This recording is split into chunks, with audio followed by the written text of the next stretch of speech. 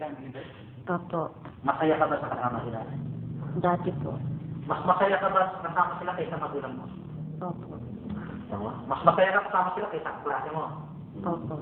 Kaysa member sa church, di ba? Opo. Pero lumilipas. Ang salot. Hindi yun nga. Meron kang gagawin bakit para lumipas yan, di ba? Sister Remy, nangyari din masaya yan? Hindi naman friendly. Sister Berna, masaya ka ba sa mga kaibigan mo?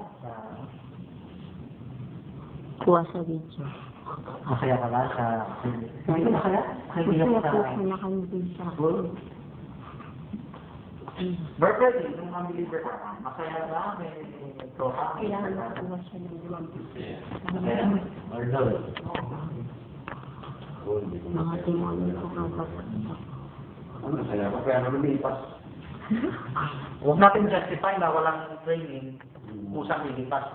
Grace yun. Ako, hindi ako nakaranas ng tropa na kasihan doon. Grace yun. Pero may purpose ng Diyos. Huwag natin ilahat. Ay, gano'n din mangyari sa kanila. Ako may time, magkaya maalaga pa na ako. So,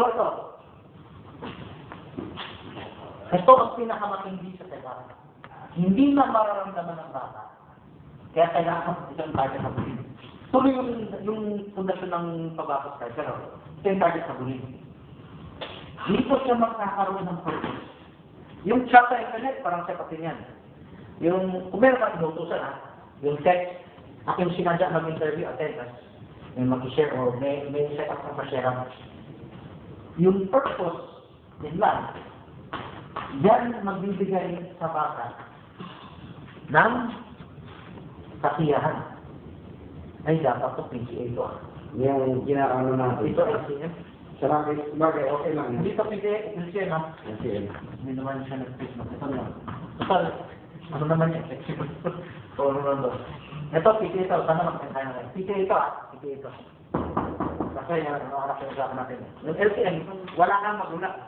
Wala kang magulang. Hanggang sa pero ito, PCA ito. Isipin, mga anak natin to. Lampas 10 years old. Ano na yan?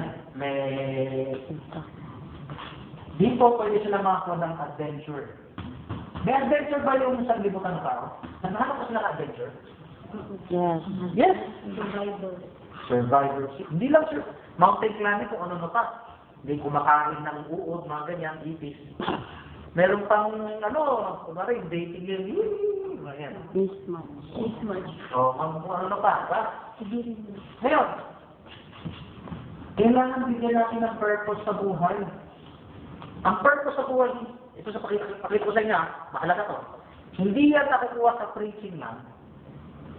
Meron tsamba na nakukuha doon. Ayan yung siya makahimik, hindi ko sanay sa ganyan. Tahimik na tao. Ngayon,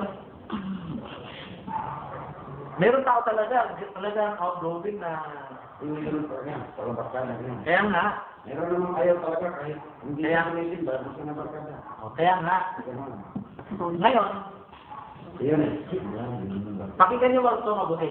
Hindi lahat ng purpose in life nakukuha sa preaching lang. So, hindi masama ang preaching. Maganda yung preaching. Nagbibigay siya ng purpose in life. Hindi lang yan nasa excitement ng testimony, nasa pabasa rin ko, nakascribe report ka. Actually, yung scribe, medyo excitement and adventure yan. Alam bakit? Kung yung scribe mo, hindi lang tape, hindi lang radyo. Ang scribe mo, mag-research sa internet, mag-i-interview ka. Scribe yun. Hindi pa set up yun. Mag-i-interview ka. Pag-interview mo ng araw ng ibang tao, at sinasapit mo sa diary or what, or sa church or what, na organization. Adventure yun, pero hindi tayo ang pinaka-adventure yung nag-witness ka, nag-convert ka, naka-set up ka. Yung bang basa report sa bahay, set up yan. Semi, pero sarili mong miyembro, sarili mong pamilya, sarili mong miyembro. Ano yun